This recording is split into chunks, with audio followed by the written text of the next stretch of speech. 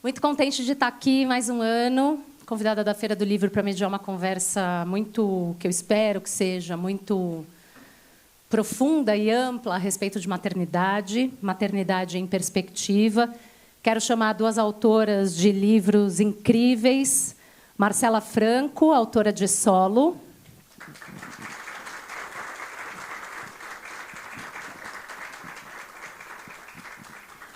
Mar Garcia Puig, A História dos Vertebrados.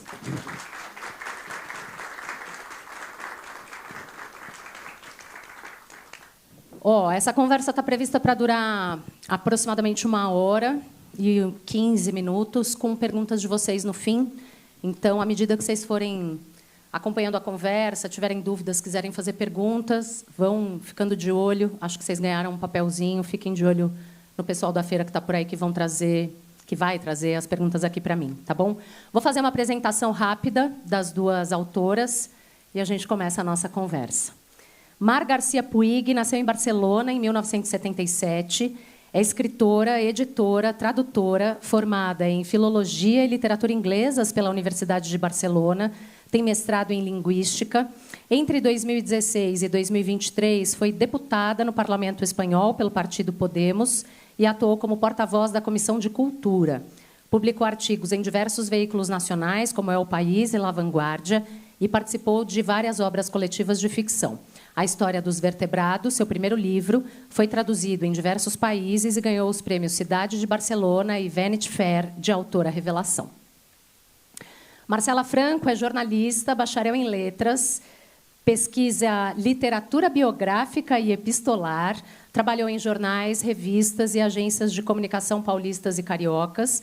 Na Folha de São Paulo, editou o suplemento infanto-juvenil Folhinha e assinou a coluna do Meu Folhetim. É autora do podcast Criando Caso, sobre escrita e literatura, e desde 2018 ministra oficinas de escrita criativa. É mãe de Teodoro e vive em São Paulo. Solo é o seu primeiro livro. Essas duas mulheres escrevem sobre maternidade de pontos de vista diferentes, mas muito convergentes. No livro Matrescência, a autora britânica Lucy Jones descreve o termo como uma reorganização profunda, psíquica, física e até cerebral. A escritora Ruth Manos, em Ter ou Não Ter Filhos, fala sobre a necessidade de uma investigação profunda da disposição da mulher para se despedir de quem ela é, para se tornar outra pessoa quando se torna mãe. Por fim, a neurocientista italiana radicada nos Estados Unidos, Lisa Mosconi, das maiores autoridades do mundo em menopausa, fala em reorganizações cerebrais e hormonais profundas que acontecem em 3 períodos da vida da mulher que escolhe ter filhos, e uma delas é justamente a gravidez e o puerpério. Tanto Marcela quanto Mar tratam dessas transformações em seus livros. Solo, com ilustrações de Paula Schiavon, e A História dos Vertebrados, ambos publicados pela editora Bazar do Tempo. Marcela fala de maternidade solo e toda a sobrecarga, solidão e culpa que vivem 7.800.000 mulheres que criam os seus filhos sozinhas no Brasil, o que corresponde a 13,5% das unidades domésticas do país, segundo o último censo do IBGE. Com muita delicadeza, sobrepõem 2 vozes, de mãe e filho, para contar a história da relação entre eles, ilustrada lindamente por Paula Schiavon. No caso da Mar, essa transformação vem embalada em uma depressão pós-parto, ou uma loucura puerperal, que ela descreve e investiga no livro. Veio em dose dupla, porque ela foi mãe de gêmeos. Pariu Sara e Davi no mesmo dia em que foi eleita para o Parlamento Espanhol. Nos apresenta um panorama amplo e detalhado de saúde mental e maternidade em 2 camadas, uma pessoal e outra pública, entremeadas por pesquisa e dados históricos que passam pela medicina, pela política, mitologia, literatura e filosofia. Eu quero começar com a origem dos livros de vocês. E vou começar com a frase que abre o livro da Mar, que é assim, abre aspas. No dia 20 de dezembro de 2015, me tornei mãe e enlouqueci. Fecha aspas. A primeira frase do livro. Você volta às origens da loucura puerperal e traz histórias de outras mulheres e a própria história da loucura, que, como você disse, mistura com a história da psiquiatria. Eu quero saber da sua pesquisa para o livro, Mar, que é muito rica. De onde você partiu, que documentos você consultou, quem você ouviu e que caminhos essa pesquisa ia te sugerindo para o livro. E quero te pedir para incluir nessa resposta uma explicação sobre o que é loucura puerperal. Obrigada, muitas gracias. Obrigada, pessoal.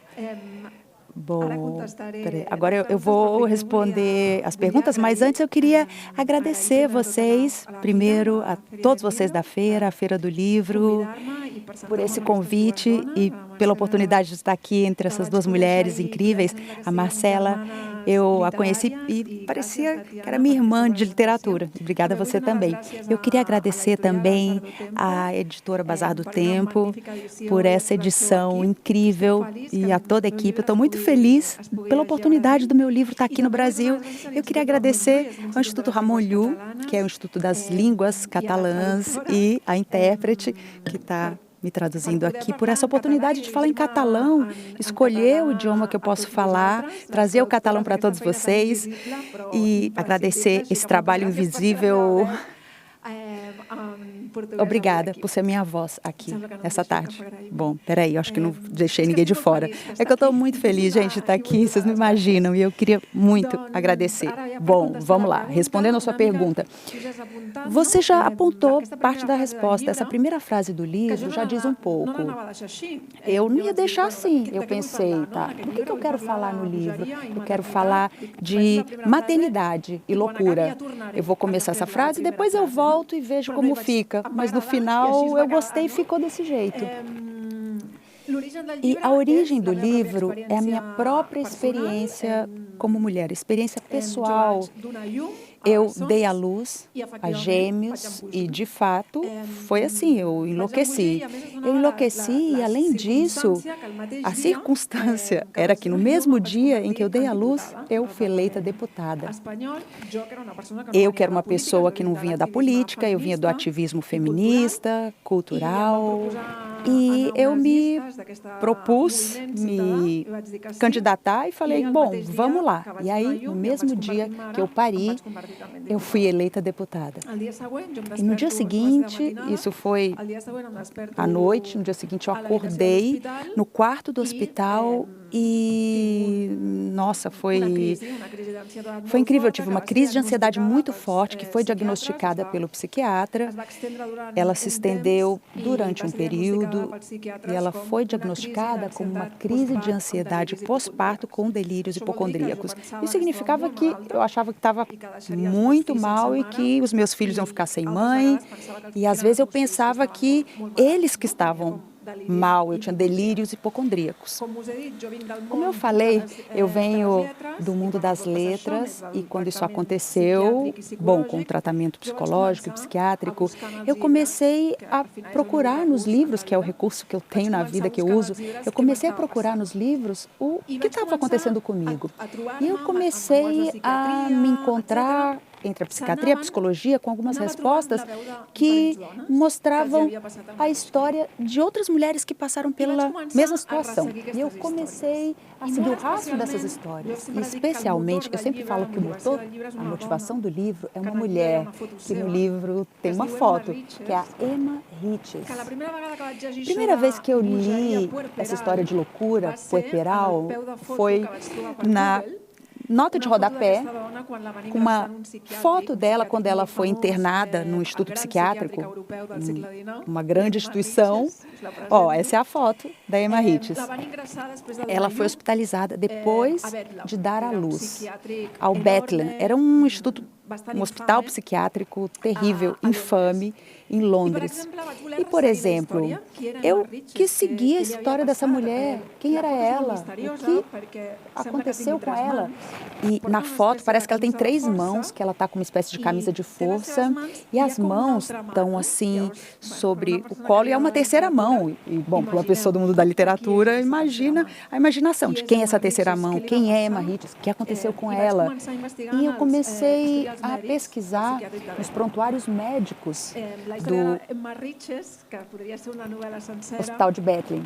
E essa mulher, especificamente, bom, a história está no livro. Eu fui pesquisando um pouco da história, é uma história muito trágica.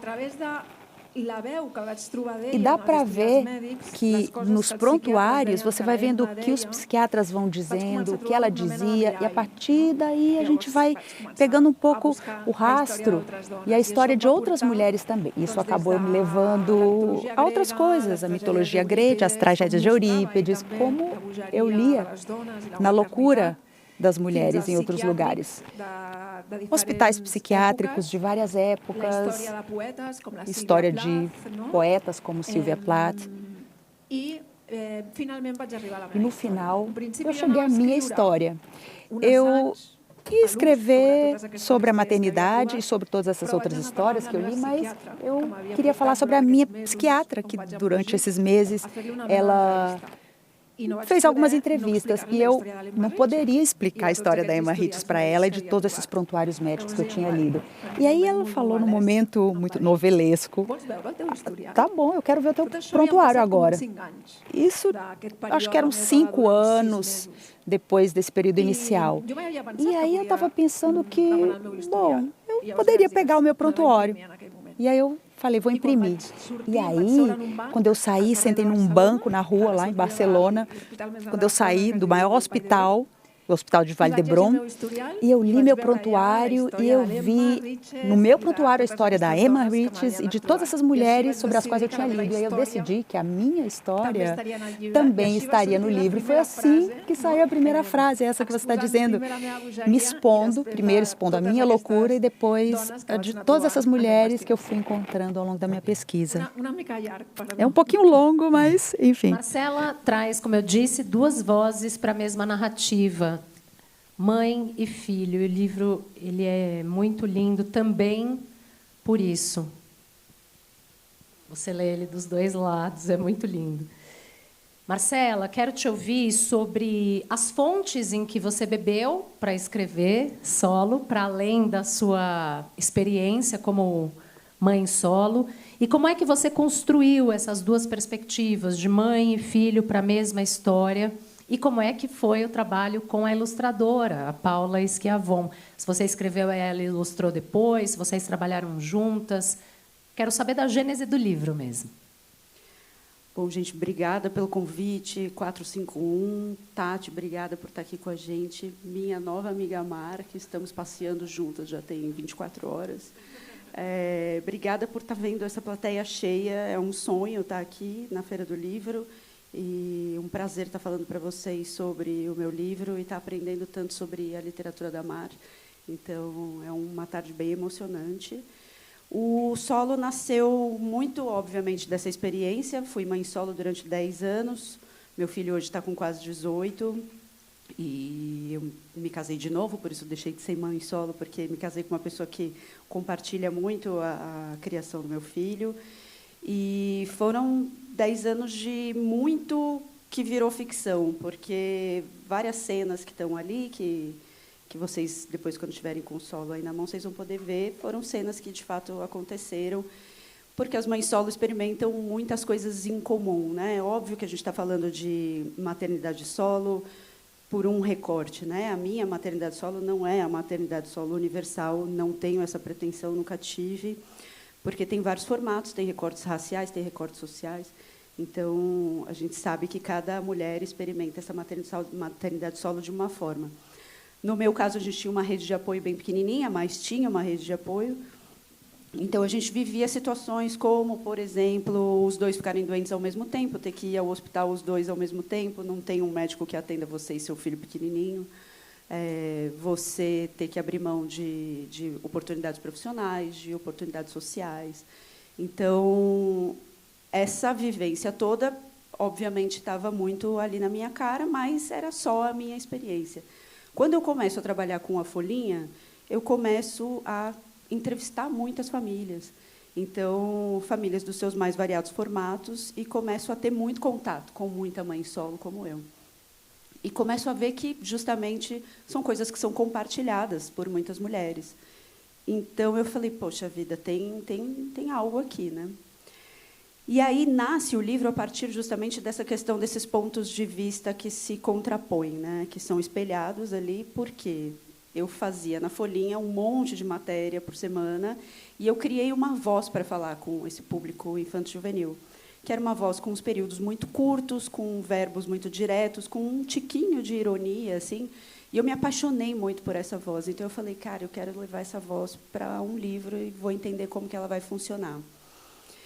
Na época, eu dava aula de escrita criativa sobre pontos de vista, e a gente trabalhava muito em sala de aula essa questão de fazer esse contraponto. Então, a gente estudava muito alguns autores contemporâneos, Itamar Vieira, com seu Torturado, que todo mundo aqui deve conhecer, que trabalha com 3 pontos de vista diferentes da mesma história, e eu falei, poxa, será que não dá para botar essa mãe em contraponto com essa criança? Porque, na Folhinha, quando eu entrevistava a criança, sobre qualquer que fosse o tema, se fosse um tema complexo, separação dos pais, o que fosse, ou se fosse o negócio mais simples do mundo, ou, sei lá, a criança que vai começar a usar óculos. Eu perguntava para a criança, como você está se sentindo? A criança falava, estou mó feliz, eu vou para a escola de óculos agora, eu tenho uma caixinha nova, e não sei o quê. E a mãe sempre, nossa, eu estou super preocupada se a criança vai sofrer bullying, se como é que vai ser a vida dela. Eu falei, gente, será que na maternidade solo tem esse contraponto? E aí começa a nascer o livro a partir disso. A Paula é um grande presente. Eu lamento muito que ela não esteja aqui com a gente. Ela é uma grande artista. Ela ontem anunciou, sigam ela nas redes sociais, ela anunciou que um dos livros dela, que se chama Tulipa, foi eleito pela revista Crescer um dos livros mais recomendados de 2025. A Paula Schiavon tem um trabalho super consistente em aquarela, e ela era o meu sonho para fazer o solo. Então, quando eu levo para a Cissa, na Bazar do Tempo, essa ideia do solo, a Cissa automaticamente já fala, quero publicar, e já compra essa ideia do contraponto. Assim. Então, a Bazar foi fundamental nessa construção desse livro. E a Cissa fala, vamos atrás da Paula, e a Paula topa, mas assim de uma forma muito curiosa, porque a Paula falou, olha, gente, está corrido, minha agenda é super cheia, mas eu fui mãe solo também. Então, ela se emocionou muito, a gente fez a primeira reunião, só mulheres na Bazar do Tempo. Estou vendo aqui, Gabi, estou vendo todo mundo que estava na reunião, começa todo mundo a chorar, assim, porque a Paula começa a mostrar esse trabalho dela. A Paula soube ler muito do que eu escrevi e soube ler muito do que eu não escrevi também. Então, quando vocês estiverem com o livro na mão, vocês podem reparar que, na parte do filho, as imagens são muito cheias, muito vivas, muito felizes, e, na parte da mãe, tem muito vazio. Então, ela trabalha muito bem isso nessas ilustrações. Então, a Paula teve total liberdade. Você perguntou, Tati, sobre como foi esse processo criativo. A Paula criou em cima do que existia, mas é quase como se ela tivesse trazido um novo livro, porque foi muito mágico ver a leitura dela de tudo que morava na minha cabeça. Ficou lindo demais. E, apesar da mãe de solo jogar futebol, a Marcela não quer vir no futebol das autoras que vai ter no sábado. Fica aqui meu protesto. Eu vou falar rapidamente sobre isso, mas assim, eu soube que tem mulheres que jogam. Estou vendo a Roberta Martinelli. Roberta Martinelli está ali. Ela joga há 25 anos. Ela joga na Feira do Livro. Não é verdade. A Feira do Livro era um projeto e Roberta já jogava. Não é verdade. Roberta é uma perna de pau, inversamente proporcional ao talento dela como jornalista. Mas vamos em frente. Quero falar de maternidade. Eu citei aqui, na minha abertura, 3 autoras que falam sobre essa transformação profunda, estrutural e irrevogável que a maternidade traz para a vida das mulheres. Eu queria ouvi-las, as duas, por quais mudanças existenciais vocês passaram ao estrear na maternidade. Como é que foram esses momentos em que vocês se estranharam, não se reconheceram e constataram que vocês estavam se transformando ou tinham se transformado irrevogavelmente numa outra pessoa? Gracias, Marcela. Obrigada, Marcela. Olha,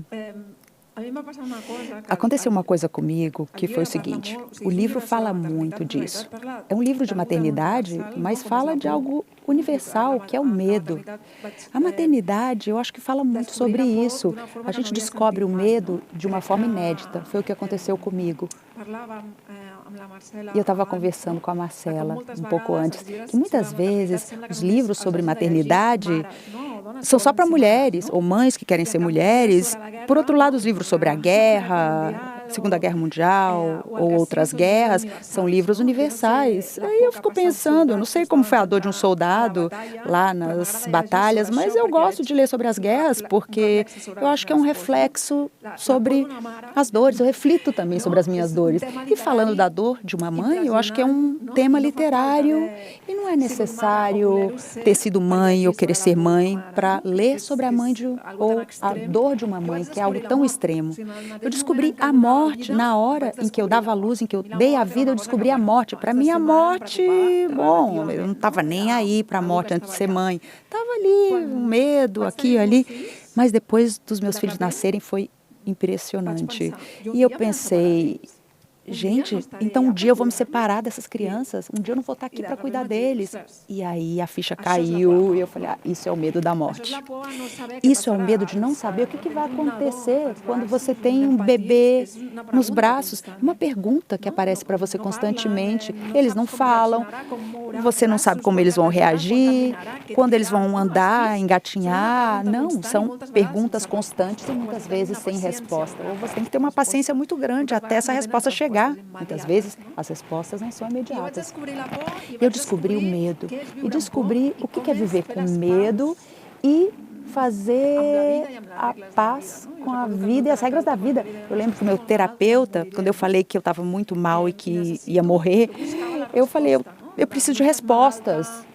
E ele falava, não, você não está mal, os filhos estão bem, a vida não tem respostas absolutas. Você pode estar bem agora, daqui a 5 minutos, não. E eu gostava sempre de viver assim, não, como se a morte não chegasse e não fosse assim. E ela pode aparecer a qualquer momento. E eu percebi isso quando eu fui mãe, que eu tinha que fingir que não era assim, que a morte não estaria à espreita o tempo inteiro na própria vida. E é um momento muito extremo da minha vida, mas que fala de todas as vidas, no final das contas. Todo mundo negocia com a própria dor o tempo inteiro. E tem algumas regras da vida que a gente não gosta, mas que são as que estão aí, não dá para mudar. E é uma negociação constante. Vou acrescentar, Marcela, para além de saber como é que foi esse momento para você, em algum momento você achou que você tivesse enlouquecido? Não, Tati, não experimentei isso, mas eu compartilho muito do medo que a Mar fala. E ontem a gente estava numa outra fala e uma pessoa na plateia, acredito que uma mãe, perguntou para a gente como é que vocês fazem para lidar, né, com esse medo. E a Mar usou muito essa história do fingir, né? Porque eu acho que quando você bota uma pessoa no mundo, você está ali responsável pela criação de alguém, você tem que esquecer o imponderável, que o William Breman, né, que é um grande autor infanto-juvenil, sempre fala para mim, Marcela, esqueça o imponderável. Porque o imponderável está aí, né? Você pode sair ali e dar tudo errado, né? Então, não senti essa loucura, mas compartilhei muito do medo. No solo tem uma passagem que a mãe coloca um banquinho azul, que ela mostra esse banquinho para ele, e ela fala, olha, se acontecer alguma coisa comigo, você sobe nesse banquinho e interfona. E isso veio muito de um pânico que eu tinha, porque quando você está criando uma criança sozinha na sua casa, você está lá e tá, tudo bem, se der tudo errado e ele passar mal, você sabe o que fazer. Mas e se você é a pessoa que passa mal e é uma criança pequena? Teodoro hoje está com quase 18, a gente teve celular depois de um tempo. Gente, eu sei que tem gente muito jovem na plateia, mas assim, o celular não é um negócio que existe há tantos anos assim. Então, não tinha telefone fixo. Aí como é que você faz a criança discar, né, alguma coisa? Então, assim, esse medo aparece no solo com essa história do banquinho azul, que é bem significativo, e que, no contraponto do filho, o banquinho azul tem outro significado, mas aí vocês precisam ler o livro para ver como é que ele enxerga. Mas eu acredito que a transformação, respondendo a tua pergunta, principal veio esse medo, que é 100% do tempo, 24 horas por dia, mas que aí você acha um jeito de dar uma desligada para conseguir viver. Mas eu também descobri uma força que eu nem sabia que eu tinha. Então, sempre fui aquela pessoa com a autoestima um pouquinho danificada, né? E aí você cresce achando que você não dá conta e tal. E aí, enfim, cai uma maternidade solo no teu colo e aí você tem que dar conta, não tem outra opção. Então, eu descobri que eu sabia fazer muita coisa e até hoje, com ele grande, sigo descobrindo. Então, a transformação, acho que, para mim, foi muito positiva. Uhum. Em contraponto, tem um sentimento de solidão que aparece também nos 2 livros e que é muito comum entre mulheres que são mães. No livro da Marcela, esse sentimento aparece logo depois que a narradora chega em casa com um bebê recém-nascido e ela diz, e aí todo mundo vai embora. Né? Em algum momento, logo depois dessa chegada, todo mundo vai embora. No livro da Mar, me chama a atenção que o pai só aparece efetivamente lá pela página 85, assim. Também quando chegam em casa com as crianças. E, embora o pai estivesse lá, você também narra momentos profundos de solidão, que imagino que tenham sido reforçados por frases como: você precisa se esforçar para tirar esses pensamentos da sua cabeça. Quer dizer, tendo ou não um pai presente, esse sentimento de solidão aparece. Eu queria ouvi-las sobre um sentimento de solidão, ainda que você esteja acompanhada. E aproveitar para perguntar... Estou dando vários truques, metendo 2 perguntas em uma. Né? Aproveitar para perguntar quem eram as pessoas que estavam com vocês, ajudando a segurar essa barra que é se transformar numa mãe.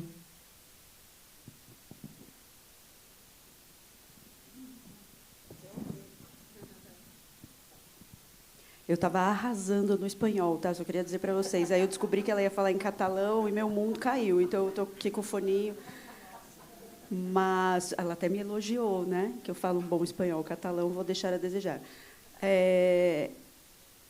A minha rede de apoio, como eu comentei, era bem pequenininha, mas era uma rede de apoio. Então, aqui em São Paulo, eu tinha a madrinha do meu filho, que é, assim, sem dúvida alguma, a pessoa mais sensacional que eu já conheci.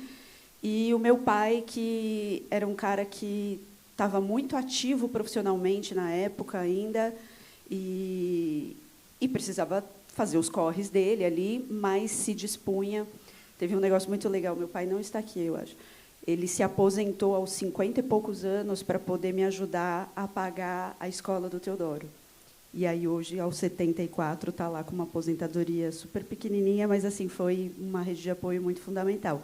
E minha mãe morava fora de São Paulo, e ontem eu até comentei na nossa fala anterior sobre essa... Eu não tinha escolha, então o Teodoro ia passar férias de verão, que as escolas, muito gentilmente, no Brasil, dão férias de 3 meses para as crianças, e as creches e escolas não acompanham e o mercado de trabalho. Meu chefe não me deixava faltar 3 meses no trabalho. Então, o Teodoro ia passar férias no litoral. Então, ficava lá longe. Então, assim, é uma rede de apoio? Mas tem as suas falhas, né? Mas aí você perguntou sobre... Como é que era o começo da pergunta, Tati? Sobre a solidão intrínseca à maternidade, Exato. Certo? Que é uma coisa que eu venho falando muito quando a gente está conversando sobre o solo. Toda mãe se sente sozinha. Eu acho que deve ter mãe aqui. Você está casada com o seu companheiro, com a sua companheira, você tem a tal da vila que precisa para criar uma criança, você tem um monte de amigo presente, mas toda mãe, em determinada medida, vai se sentir sozinha, porque tem que tomar decisões, porque tem que arcar com o que uma amiga minha mãe fala. Você tem que arcar com a felicidade de outra pessoa. Isso é um negócio muito louco, né? Você ser responsável por a outra pessoa ser feliz. Então, você tem que manter vivo, primeiro, que já é um grande desafio, e, segundo, manter vivo e feliz. Então, eu acho que a maternidade solo, obviamente, escancara isso, e isso é 24 horas por dia. Você se sente muito sozinha, porque você, de fato, está sozinha. Mas eu acho que toda mãe, em determinada medida, acaba sentindo essa solidão.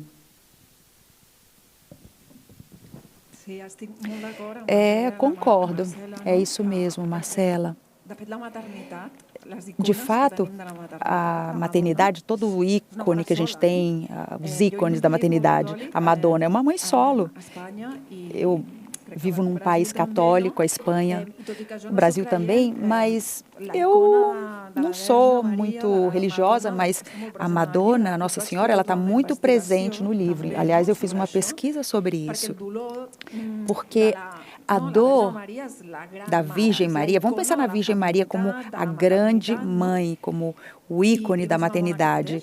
E para mim é uma mãe que está sempre sofrendo, tem sempre um sofrimento ali na vida dela quando ela está com o bebê no colo, ela tem sempre um olhar perdido, no medo, não é? E todos os episódios bíblicos, essas histórias como Jesus na cruz, a imagem do Cristo morto na cruz, ela está sempre ali, sozinha. Historicamente, ela não esteve assim tão sozinha, havia pessoas em volta dela.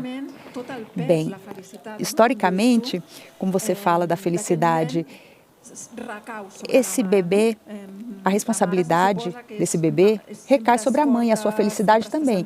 E a mãe tem que se ver ali forte, inteira, plena. Mas, na verdade, todos os ícones, as iconografias artísticas históricas da mãe são figuras de solidão. Eu, quando comecei a minha pesquisa sobre o livro, foi um pouco assim, um país muito católico, mas se a gente vai para a Grécia Antiga, para outra cultura, outra religião, o mito, a partir do qual nasceu a religião, trazia a mudança das estações, mas é um mito de uma mãe sozinha, né, de Deméter, Hades. Nós temos aí o sequestro da filha para Hades. Ela sofre muito a busca dessa criança e, finalmente, quando é encontrada, ela se lembra, né, que Zeus encontrou e que, agora, por causa de toda essa história, ela vai ter que sofrer.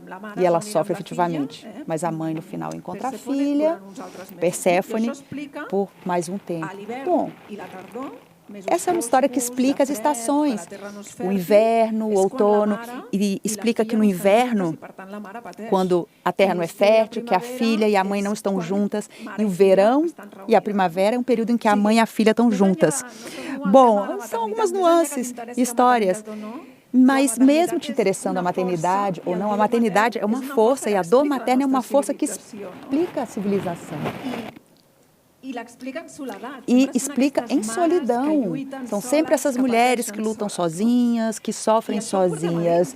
E a gente traz isso dentro de nós, né? Quando a gente dá à luz, isso aparece. E é uma rede para todo mundo.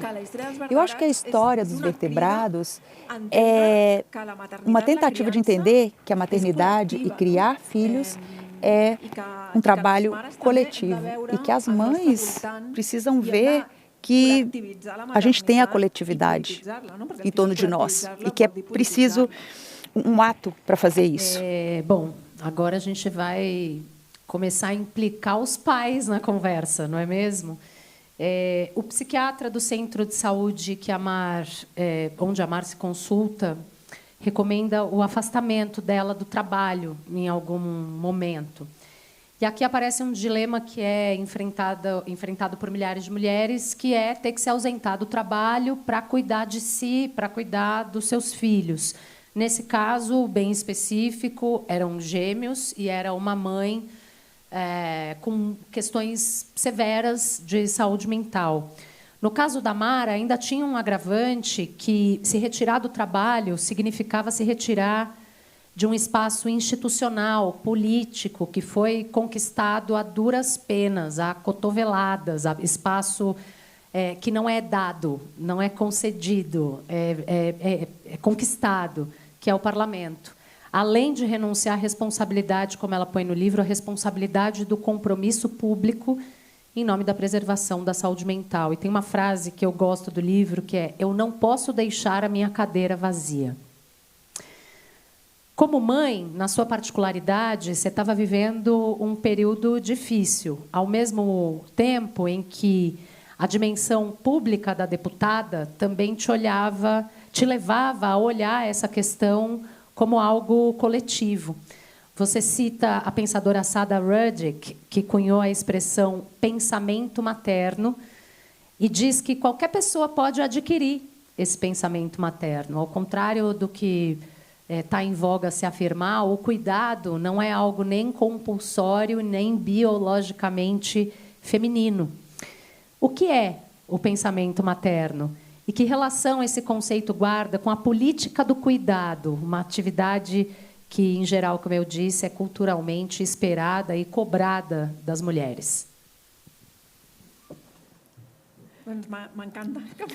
Adoro esse tipo de pergunta. Quando ela pensa no pensamento materno. Ela é uma pensadora que sai muito dessa ideia de biológico nas mulheres. E que existe alguma coisa de instinto, de biológico que nos impulsiona a cuidar. E isso é muito revolucionário, porque se isso que as mães sempre fizeram e que chamam de instinto materno, se isso é biológico, é natural. Mas vamos falar de vontade de cuidar. E se a gente fala em vontade, todo mundo pode ter uma vontade e uma decisão. E é muito revolucionário porque isso tem relação com que mundo nós queremos. Isso tem relação com pacifismo, com solidariedade. Isso está relacionado também com a aceitação da fragilidade, da vulnerabilidade. Isso me faz pensar também, e eu pensei muito nessas Madonas, me leva a pensar que na arte falam muito sobre o pensamento materno, sobre como nós enfrentamos a vulnerabilidade. E outra pensadora tem um livro que se chama Inclinações, que tem muita relação com a Sara.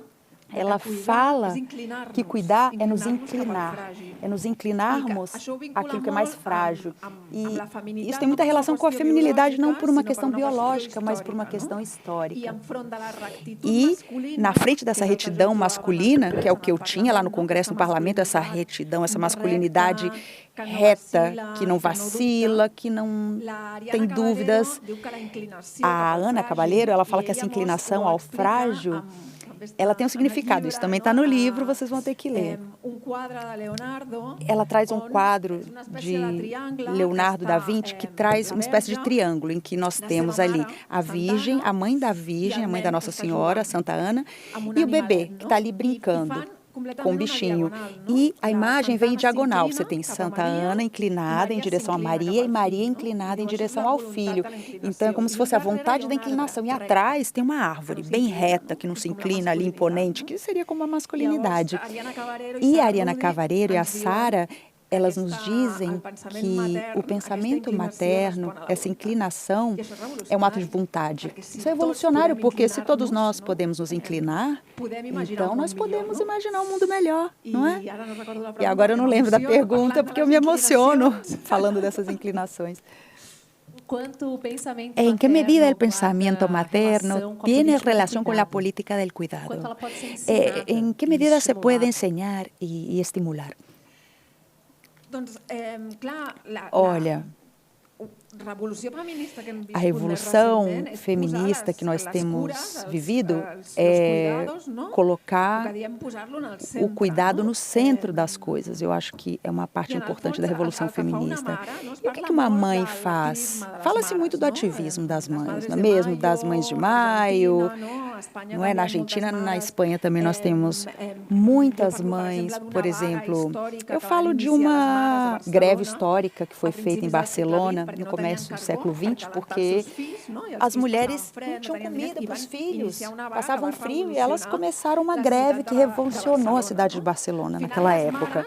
No final, as mães, para cuidar, elas estão em contato com a maior vulnerabilidade que existe. A gente está em contato com coisas muito básicas e a gente se esquece que todos nós somos carne e a gente está em contato com as necessidades básicas, fome, frio. E sem idealização e romantização, porque a gente tem essas mães que usavam muitas vezes a maternidade para coisas injustas.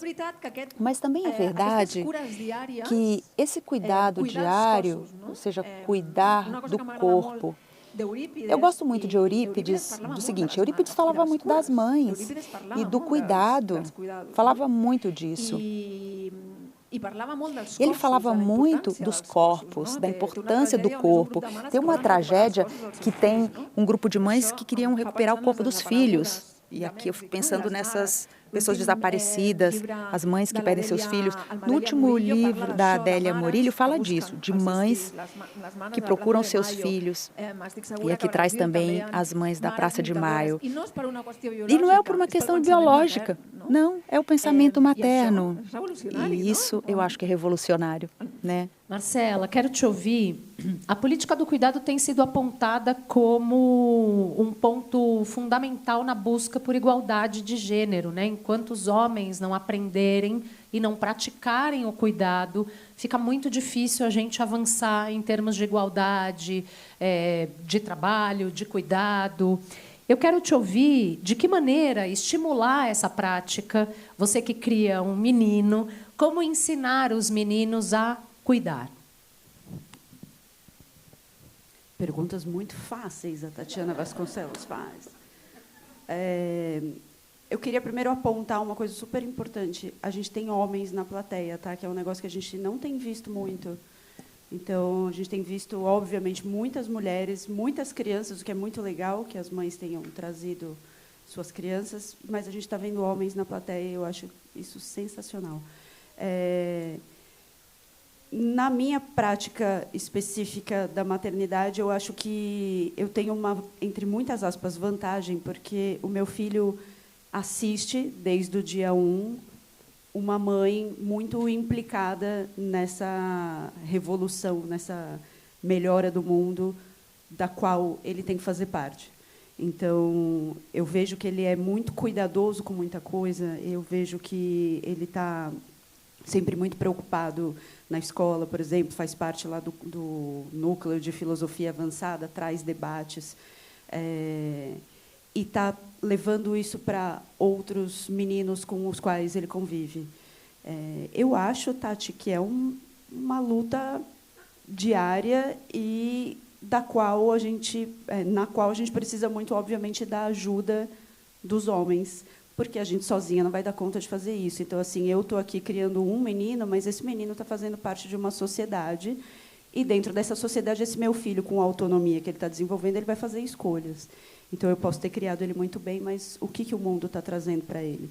Então, a gente precisa, obviamente, dessa cooperação. No meu caso, eu tenho a ajuda de um companheiro muito preocupado em botar um cara legal no mundo. Então, eu sei que, por exemplo, nos grupos de amigo do meu filho, recentemente, no colégio dele, teve uma treta lá que foi super complexa, e os meninos se implicaram muito em preservar as meninas que estavam sendo expostas, sabe? Então, eu estou vendo uma geração muito mais consciente e buscando uma solução. Agora, qual a solução, eu não faço ideia. Agora, em relação a essa questão do que a Mar traz, do cuidado, eu gosto sempre de falar que, quando você menciona aquela primeira cena do solo, a gente chega com essa criança em casa, primeiro que tem, obviamente, esse medo, essa sensação de o que eu vou fazer a partir de agora, que eu não estou mais lá no hospital com aquele monte de gente ali cuidando e tudo mais. Enfim, essa chegada de uma criança em casa é sempre muito grandiosa e assustadora. Mas tem momentos em que a gente, mulher, mãe, também não está muito afim de cuidar, entendeu? Tem momentos que eu não estou querendo ser mãe, então, tem momentos que eu quero cuidar de mim, que eu quero viver minha vida. Então, não é um negócio que eu nasci com isso. Eu não nasci mãe, eu fui aprendendo a ser mãe. E eu gostaria muito que os pais entendessem que não é um negócio que vem de fábrica. Então, se a gente está aqui disposta a se responsabilizar, porque eu acho que tem muito a ver com responsabilidade, né? O quanto que você está afim de se responsabilizar por outro ser humano, além das suas necessidades, como que você se responsabiliza? Então, eu gostaria que os homens entendessem que é um trabalho diário. Então, acho que se a gente pode ensinar isso aos nossos filhos, que as responsabilidades são escolhas, já é um bom começo. Ótimo. E são escolhas particulares, mas a responsabilidade é coletiva. Quero só lembrar que aqui neste país, Brasil, a licença paternidade foi aprovada outro dia mesmo, de 5 dias, que era até então, para 20 dias. Mas, assim, vai ser implementado devagar ao longo dos anos. Não é que vai começar a valer amanhã, não. Na Espanha, a licença-paternidade é de 4 meses ou 16 semanas. Mar, rapidamente, como é que funciona a licença-paternidade na Espanha? Esse tempo produz os efeitos esperados, que é fazer com que os pais se responsabilizem pelo cuidado, pela criação dos seus filhos?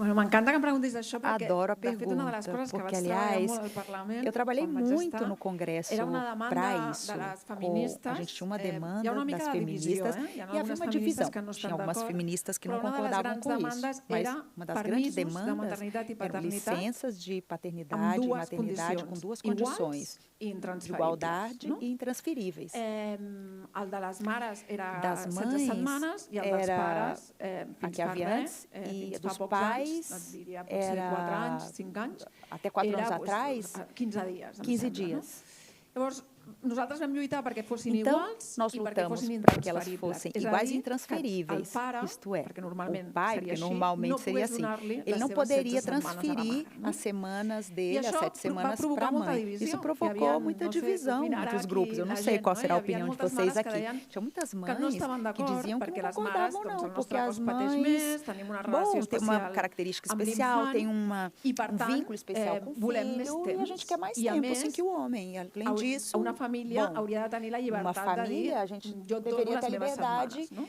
de escolher, não, eu vou pegar as semanas dele, ele pega as minhas e a gente se Nosaltres que organiza no, aqui. Por que a gente les dones achava que que não? apoiàvem els As mulheres permisos que defendiam igualitaris i intransferibles, essa igualdade perquè pensàvem que seguiríem e a igual. La dona característica de es quedaria les intransferibilidade, setmanes del porque pare, el pare nós tornaria a la pensávamos que as feina mães ficariam com as i semanas do pai, o pai fet que voltaria siguin logo do iguals i trabalho, e intransferibles essa és una aposta perquè equidade é uma els aposta homes para que os s'impliquin homens igual possam en la se criança. implicar, se No ho envolver aconseguirem de igualmente seguida, na però criação dos finalment, filhos. no, A gente quan não vai la dona conseguir torni isso a do dia para a treballar, noite, mas tot això, clar, quando a mulher també és volta a molt trabalhar, reducionista. ele Estem pode se parlant de ocupar. famílies, A gente pare, também está sendo mare, etc. reducionista, né? A De gente fet, hi ha está tota una falando de lluita de les famílias com mares mãe, pai, soles a gente tem uma perquè série puguin de sumar famílies com mães els dos solo, permisos. e a ideia é No? que a gente té moltes possa derivades, no? Tot somar això. as coisas.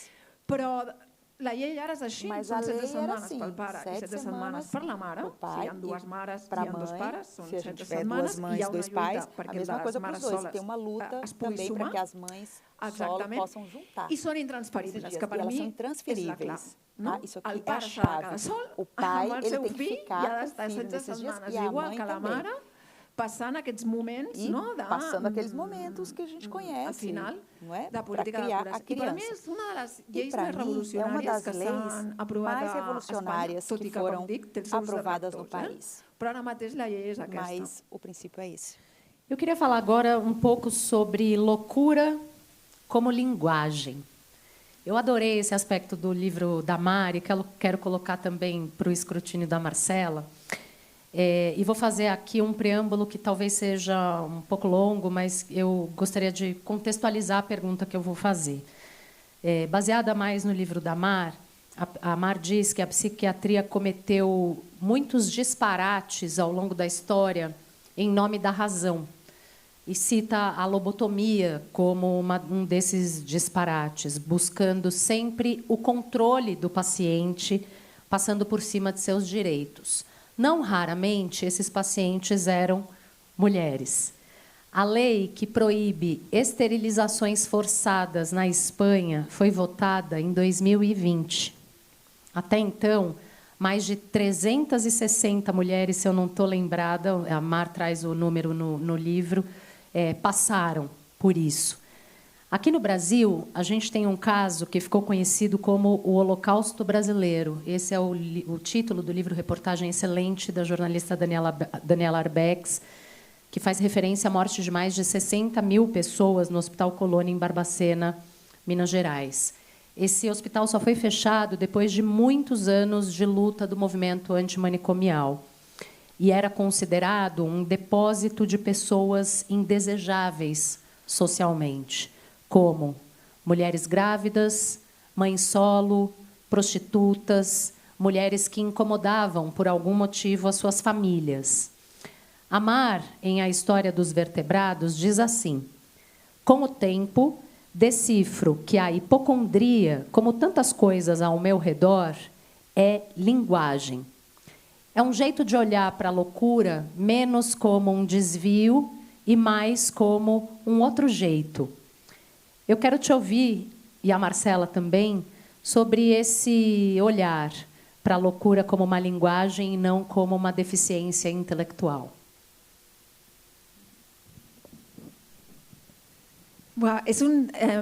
Eu sempre digo que a loucura é muito complexa. Eu sempre digo que a loucura é muito complexa. Eu sempre digo isso.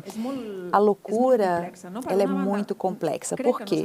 Por um lado, eu acho que a gente não pode romantizar, porque tem muito sofrimento aí. Porque a gente pode falar, não, está todo mundo louco, todo mundo pode ser louco, a loucura não existe. Eu acho que existe a loucura, sim, mas é preciso escutar a loucura, o que sempre diz algo para nós. O delírio é uma linguagem. Quando a mente não pode explicar alguma coisa, ela tenta fazer isso com o delírio. E a hipocondria não é diferente, né? Ela foi mudando ao longo dos anos, eu diria. A doença, o medo da doença, ela foi mudando. Ele foi mudando, né? Tanto é que eu estava lendo sobre essas mulheres que foram hospitalizadas em manicômios no século XIX, e a loucura delas tinha uma forma muito diferente da loucura contemporânea que a gente vê hoje. A culpa delas era uma culpa com medo de demônios, achavam que elas estavam condenadas ao inferno, elas viam um mundo diferente. Hoje, no mundo científico, os delírios mudam, os conteúdos dos delírios mudam. No final das contas, os delírios, eles falam muito desse medo da morte. Pelo menos para mim, eu tinha medo de não estar ali para os meus filhos. Eu tinha medo da morte. E muitas vezes não escutam isso. É importante dizer o que essa loucura diz sobre o que sentimos, o que o delírio diz sobre essa pessoa. E tinha uma vez, no século XIX, um diretor do hospital, essa história do século XIX é impressionante, porque houve transformações incríveis, científicas, tecnológicas, mas também humanas.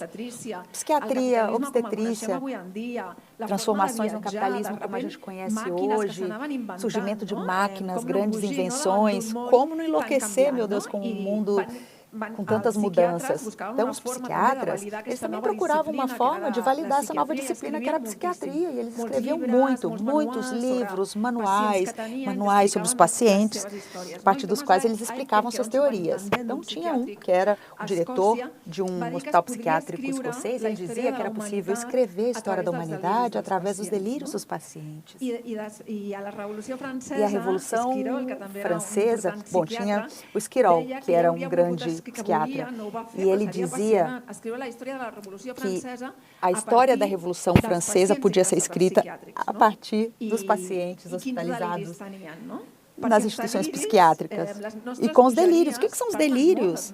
As nossas loucuras falam muito do tempo em que nós vivemos, das epidemias. Por que a ansiedade é uma epidemia hoje? Eu acho que diz muito do tempo em que a gente vive hoje, da sociedade que existe hoje.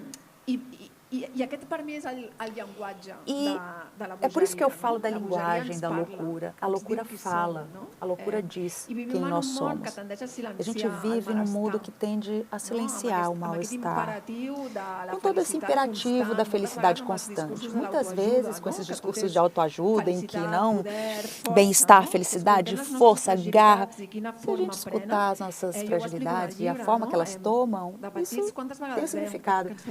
Quantas vezes a gente, por exemplo, tinha uma dor de barriga na infância quando acontecia alguma coisa. Muitas vezes a linguagem não chega e a mensagem vem pelo corpo, não é? E o delírio é assim também. Eu vou citar uma conversa que a gente estava tendo agora recentemente no Uber, porque a Mar teve um diagnóstico de endometriose também, que é um diagnóstico que eu tive. Só que o da Mar foi muito na juventude e dificultou, inclusive, o processo para ela engravidar. Isso está tudo lá no livro. E o meu diagnóstico de endometriose veio depois da minha gravidez e me acompanhou até esse momento da minha vida que eu entrei na menopausa e, glória a Deus, me livrei da endometriose finalmente. Mas eu acho que tem uma questão dessa linguagem em relação aos males femininos, e nisso incluo a loucura, com adaptações ao longo do tempo e a boa vontade médica em relação a esses males femininos. Eu lembro da minha mãe me contar que, muito jovem, teve um diagnóstico de que tinha algum problema mental, que ela não sabia dizer exatamente o que era, e que o tratamento seria tomar choques. E ela tomou choques. Minha mãe tem 70 anos, não é que minha mãe nasceu em 1900. Então, hoje em dia, como que teria sido esse diagnóstico da minha mãe, como que teria sido o tratamento dela, como que teria beneficiado ela essas atualizações das coisas. Mesma coisa aí fazendo esse link com o nosso diagnóstico de endometriose, que até pouco tempo atrás era um negócio também sobre o qual não se falava, e sofrer durante a sua menstruação, ter dores avassaladoras, era a coisa mais normal do mundo, você tinha que aguentar porque você era mulher. E ontem uma moça na plateia perguntou para a gente se a loucura não era intrínseca à maternidade, né? Se existia uma possibilidade de ser mãe sem se sentir louca, né? E eu acho que, como a Mar diz, a gente tem que tomar muito cuidado com essa romantização, né? Estou louca, sou mãe, estou louca. Mas eu acho que tem muito dessa construção dos medos todos e a forma como a gente pode ou não estar aberto para abraçar esses diagnósticos femininos, né? O léxico também vai dando conta do que a gente vai apresentando para o mundo, né? A posteriori. Eu estou um pouco obcecada pela loucura que a Mar traz no livro, e a relação que ela faz tanto com o gênero quanto com a maternidade, a partir da maternidade com o gênero, né?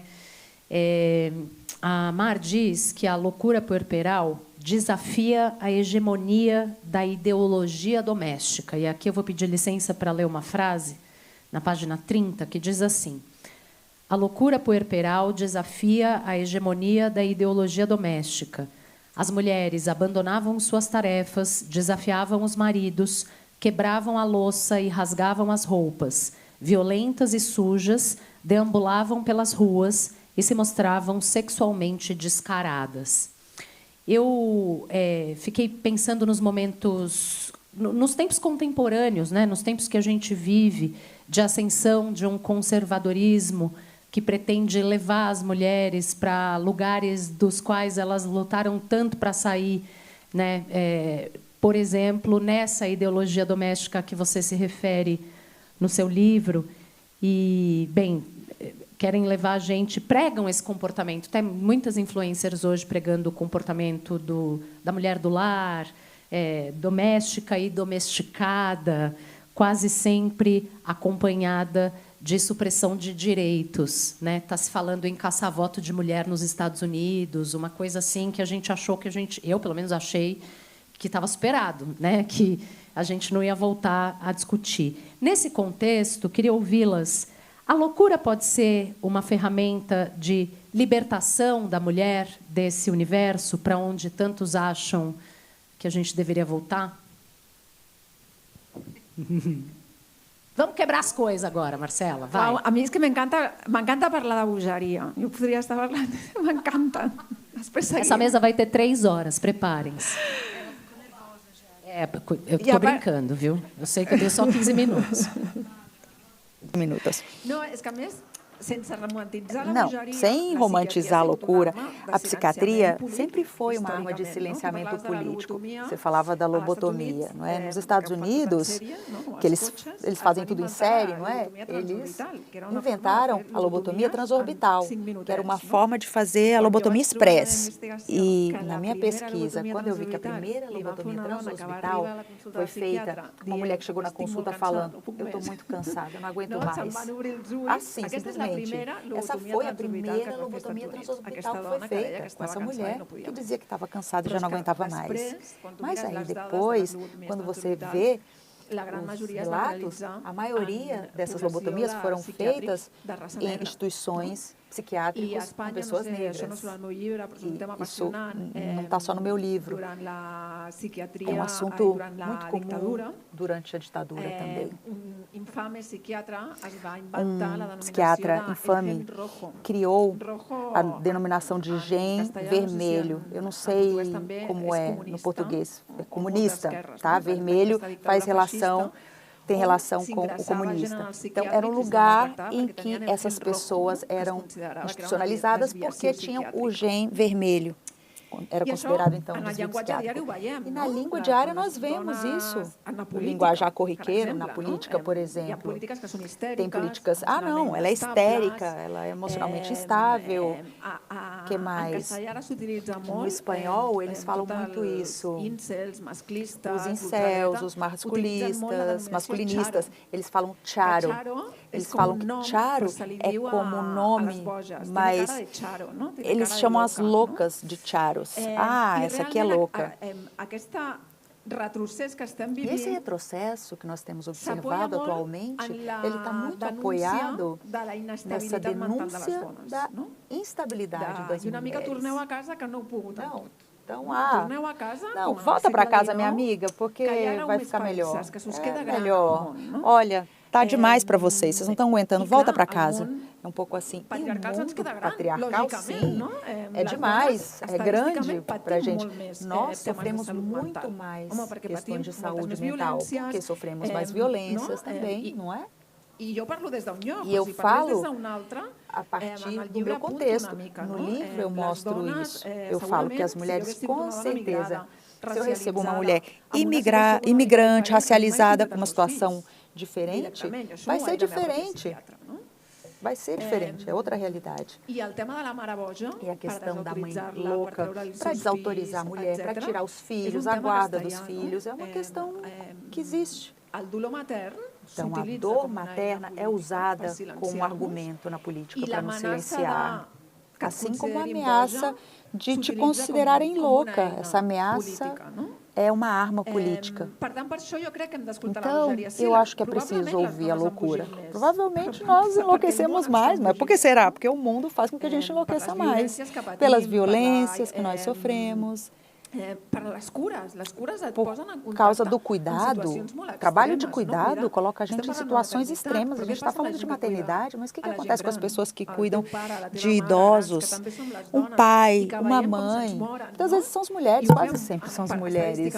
Estatisticamente, as mulheres cuidam e sofrem por isso. Então, é uma arma na política, ouvir a loucura. Porque, no final das contas, a loucura, o que é? Sofrimento, é dor. Vou falar rapidinho, porque eu vi que a gente tem 10 minutos.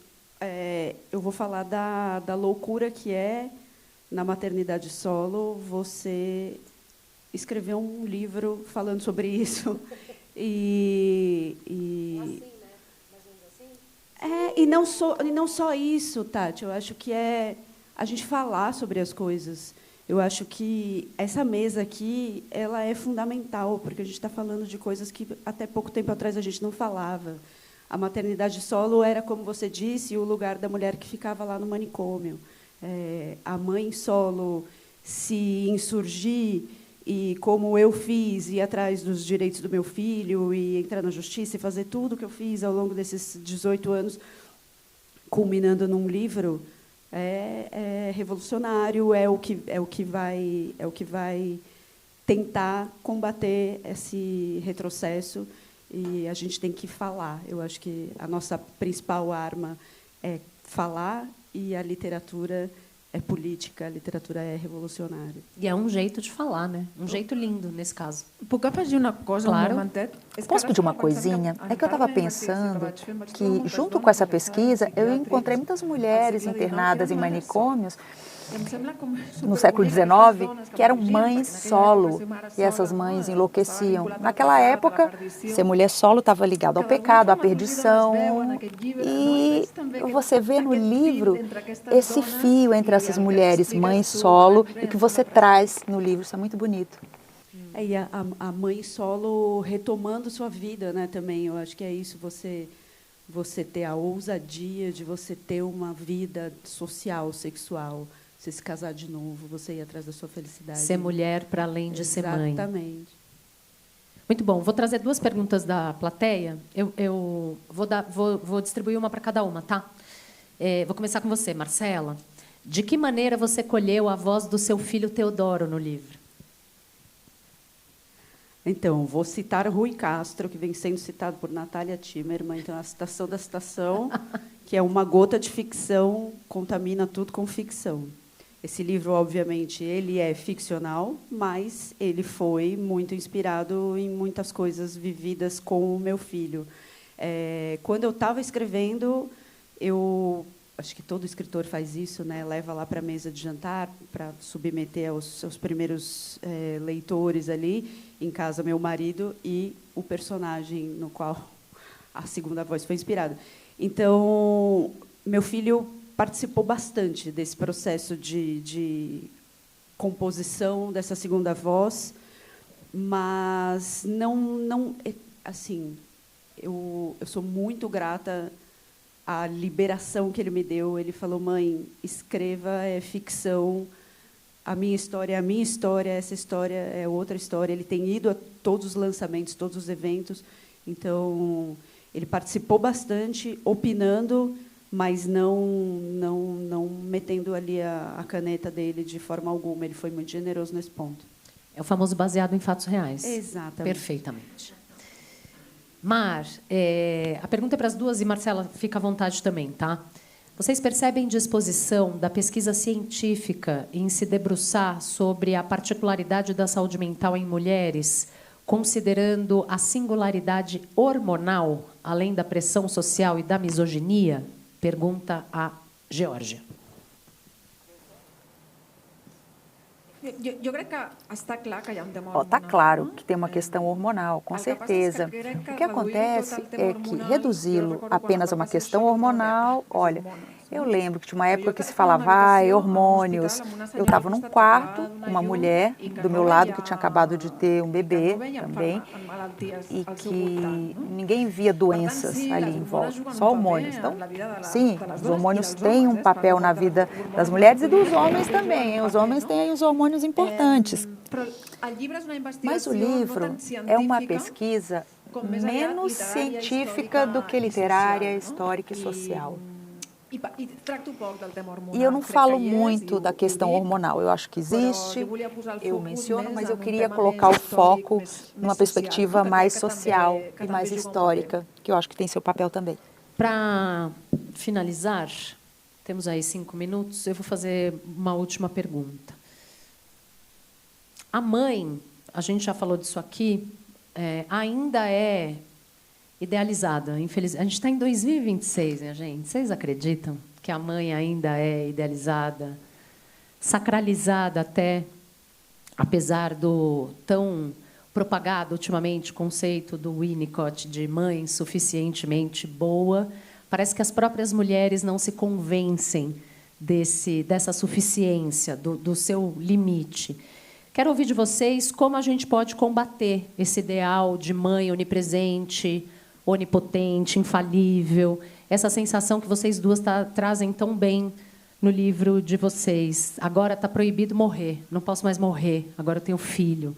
Como humanizar a mãe que sofre, que se arrepende, eventualmente, que se culpa o tempo todo, que está sobrecarregada de atividades para dar conta de fazer sobreviver e criar um serzinho bom para esse mundo e que, eventualmente, enlouquece.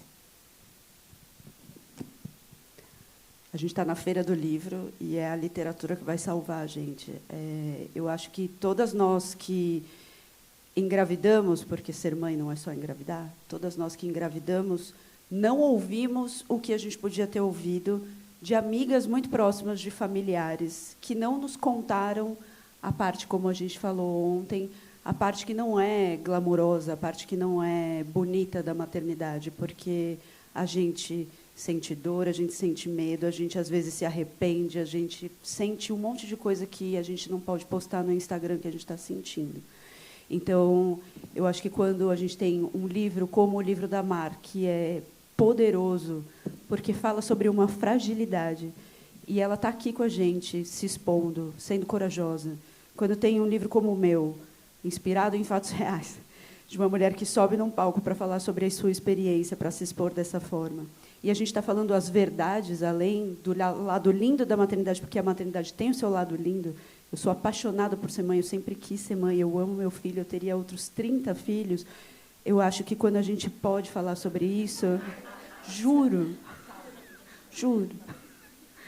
quando a gente pode falar sobre isso num lugar seguro e a gente pode se ouvir, eu acho que a gente está mudando o mundo. Então, é muito difícil essa solidão, não só da parte prática, mas dessa solidão de você se achar a pior mulher do mundo, a pior mãe do mundo. Mas será que tem alguma outra mãe sentindo como eu estou sentindo? Então, eu acho que o caminho é um deles, a literatura. Se a gente puder ler e falar sobre tudo que a gente está lendo, a gente vai chegar muito mais longe. Então, por isso, eu sou muito grata também a Amar pelo que ela escreveu, porque eu me identifiquei demais. Recomendo muito. E, de novo, uma partezinha, retomando o que a Amar falou lá no começo, você não precisa ser mãe para ler esse livro, nem o meu, mas você não precisa ser mãe. Todo mundo teve uma mãe, todo mundo está aqui porque teve uma mãe. Então, você pode se identificar pela sua experiência, mas você pode pensar na sua mãe, você pode pensar nas mães que você conhece, pode pensar nas suas amigas que são mães. Então, leia para você espalhar a palavra. Não, eu afagi, muita graça esta parágrafo. Eu gosto muito dessa palavra. Olha, eu estou totalmente de acordo. Eu não sei se a literatura vai salvar a gente, mas eu acho que a gente chega perto. E vai dar esperança. E livros como o da Marcela fazem uma coisa que é o que a literatura faz. A Marcela explica uma história em duas vozes, e a literatura traz vozes. E isso é o que a literatura faz. Dá a possibilidade de ouvir uma mesma história, mas a partir de outra pessoa, outro sujeito, né? E compartilhar voz. Disso se trata a literatura, compartilhar vozes. Eu li o livro da Marcela e foi uma grande descoberta para mim. Nós falamos de maternidades, mas maternidades diferentes. A gente pensa que, não, a maternidade é uniforme, mas não é assim. E eu vejo a voz dessa mãe, a voz desse filho, e é difícil compreender a vida humana, a condição humana tem suas particularidades e complexidades. Senhoras e senhores, Mar Garcia Puig, Marcela Franco, muito obrigada, obrigada por seus livros, obrigada por falarem tão lindamente gracias a tu, Tatiana, gracias. Sobre eles aqui. As autoras estarão ali na Livraria Travessa, autografando suas obras. Agradeço vocês todos que estiveram por aqui. Aproveitem a Feira do Livro.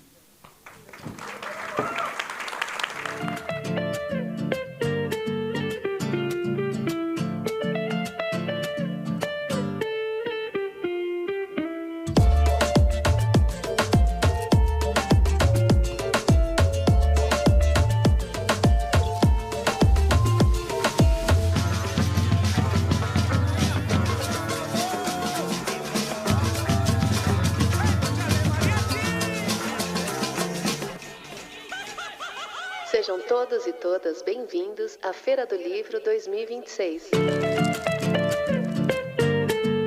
A Feira do Livro é uma realização da Associação 451, da Maré Produções Culturais e do Ministério da Cultura por meio da Lei Rouanet. Patrocínio: Mercado Livre, Motiva e Prefeitura de São Paulo na categoria Ouro. Itaú e Laranjinha Itaú na categoria Prata. Apoio: Pinheiro Neto Advogados, Instituto Ibirapitanga, Enjoei e Companhia das Letras. Parceria institucional: Livraria da Travessa, Mercado Livre Arena Pacaembu, SP Livro e Museu do Futebol, junto à Secretaria da Cultura, Economia e Indústria Criativas do Estado de São Paulo.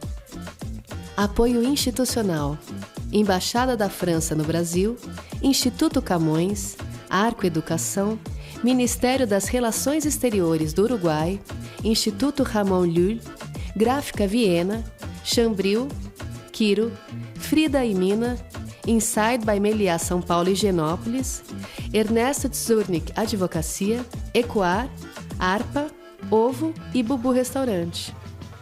Parceria de mídia: 451, Folha de São Paulo, UOL, TV Brasil, Rádio Nacional, JCDecaux, Piauí, Carta Capital, Mídia Ninja, Nexo, Gama e Publish News. Acompanhe a programação e cobertura completa da Feira do Livro 2026 no site da revista 451 e também nas nossas redes sociais, @a Feira do Livro. Viva o livro brasileiro!